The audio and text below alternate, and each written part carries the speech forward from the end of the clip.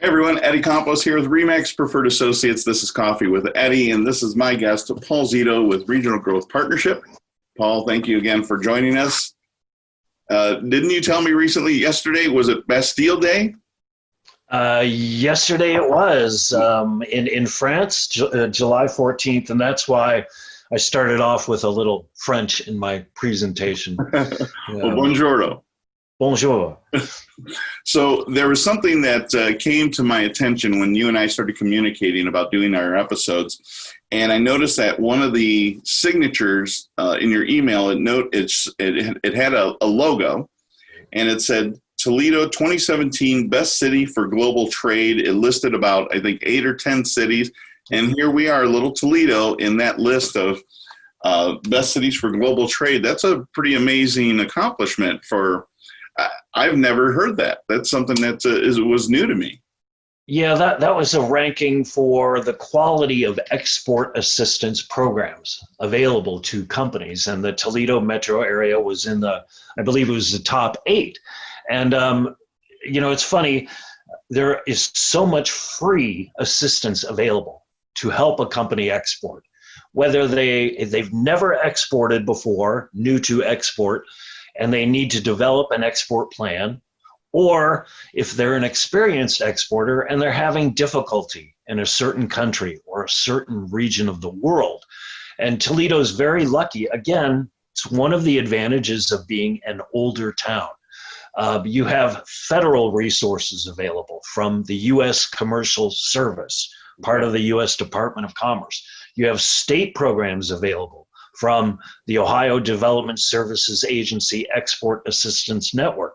You have local resources available through the Toledo Regional Chamber of Commerce. And you've got me. I've been doing business all over the world for 30 some years. I have contacts in numerous industries in many countries around the world. I always say if a company needs help with something internationally, contact me. Chances are, off the top of my head, I can find a resource or a contact that will help them in Ohio, in the USA, somewhere around the world, or I can refer them to the proper federal, state, local, or other entity that's out there and can help them. A lot of companies also don't know there's lots of money available to help a company export. The state of Ohio has some great grant programs available. They also have an export internship program available to take on an intern from an Ohio university and help a company with their export plan. So lots of free help out there. So you can be a conduit. Somebody has a small shop here in Toledo. They make widgets. They feel like this is a great widget. I need to get this out to the rest of the world. RGP, Paul Zito, you should be their first call then. Yeah, I don't care how big or small they are. And again, usually within 20 minutes or so, I can figure out either I can help them directly or I can refer them to the proper state, local, federal, or other entity that can help them. Well, and that's pretty important. I remember watching an episode of The West Wing, and they talked about the phrase red tape and where it came from. And that it came from when soldiers that had just finished in the Civil War needed to go collect their funds. All of their names, their information were wrapped up in bundles of red tape, and that's where it came from. So you're somebody who can help cut through some of that red tape. That's a really good point. And I've worked with the state, federal, local entities that help companies export. And they all have different types of personalities and culture. Sure. And depending on the company, depending on the individuals, on the industry, I can usually figure out which is the best route for them to take. As you and I have discussed, exports are very, very important to the Toledo metro area. And that's another reason that Toledo is known as an export powerhouse. Every year, about $4 billion worth of stuff is exported out of the Toledo metro area. There are 13,000 jobs that are directly dependent on exports. Add to that the indirect jobs that are supported and tens of thousands of jobs. That's only the stuff that's exported. If you add to that services, think about companies like SSOE, architectural engineering firm, Communique, advertising and marketing firm, that export their services. So lots of money comes into Toledo from exports, lots of jobs dependent on exports. That's fantastic. Well, you touched on in our last episode about how mid-sized cities seem to have a lot more value these days, maybe than a San Francisco or New York. So when you're exporting, is that something that some of these other countries also appreciate where it's coming from, that it's not necessarily coming from a bigger city like those? Do they feel that's a good find? Yes. I guess you can boil it all down to it's a more personalized approach. If you're in Germany and you're dealing with a company in Los Angeles or Chicago or New York, there's so much noise out there. Yeah. A great example deals with logistics. Many people have quite rightly pointed out that to ship a container from the Toledo metro area to Europe goes a lot quicker than shipping a container from the Chicago metro area or the LA metro area because it's so congested. So I guess it's an easier flow of product out the door and around the world. Right.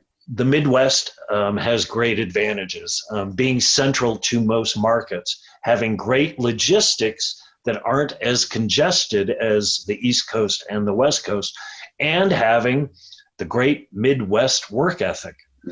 I spent 10 years in Los Angeles, and I love Los Angeles. It was a great time, but my natives there, their productivity was not exactly the highest.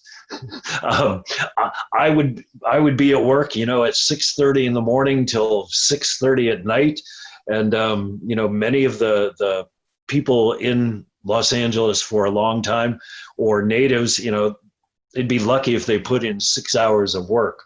The Midwest work ethic, most people with experience in any industry from Europe, Asia, other parts of the world, they recognize the Midwest work ethic. That's very cool to hear. One last question. Is there any one particular industry that you feel would be an excellent fit for our area that maybe hasn't recognized it yet? That's an excellent point.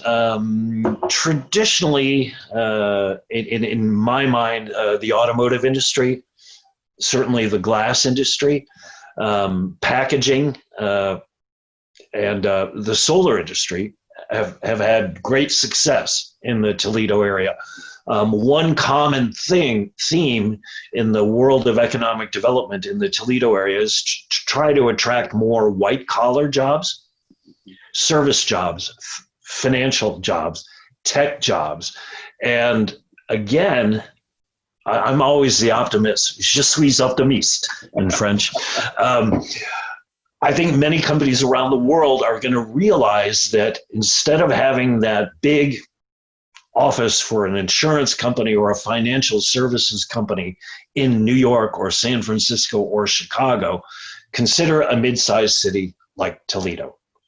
We have the human capital, we have the universities here, and we have the low cost of doing business. So financial services, insurance, creative services, that's an area that I and many others in the economic development community of the Toledo metro area would like to see come here.